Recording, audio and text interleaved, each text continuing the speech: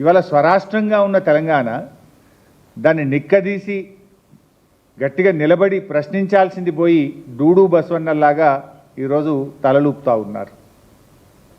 మీకు తెలుసు ఇప్పటిదాకా ఏం జరిగిందో మీకు కూడా తెలుసు.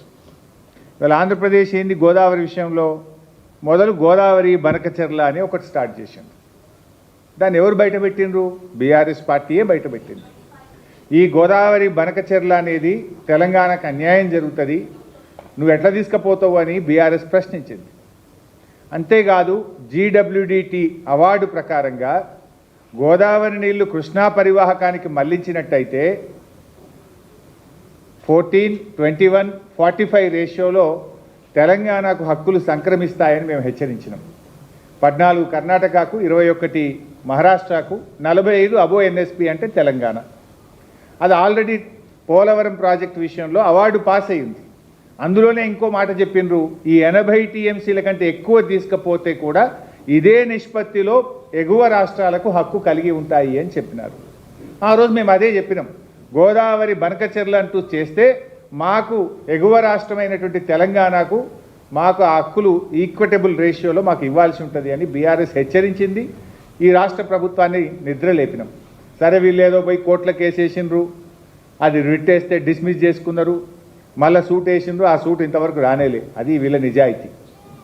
సో ఎప్పుడైతే బీఆర్ఎస్ ఇది లేపిందో దాన్ని మళ్ళీ వాళ్ళు ఏం చేసిండ్రు, రెండవ ప్రయత్నము లేలే బనకచెర్ల కాదు ఇప్పుడు నల్లమల్ల సాగరు అని కొత్త కథ పెట్టారు.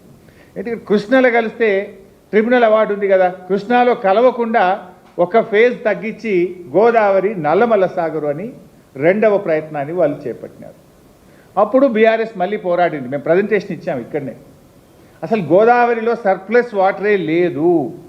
భారతదేశంలో సర్ప్లస్ వాటర్ మీద డిపిఆర్లు కన్సిడర్ చేయబడవు. ఈ దేశ చరిత్రలో సర్ప్లస్ వాటర్ మీద సెంట్రల్ వాటర్ కమిషన్ ఏ ప్రాజెక్టుకు కూడా అనుమతి ఇవ్వలేదు.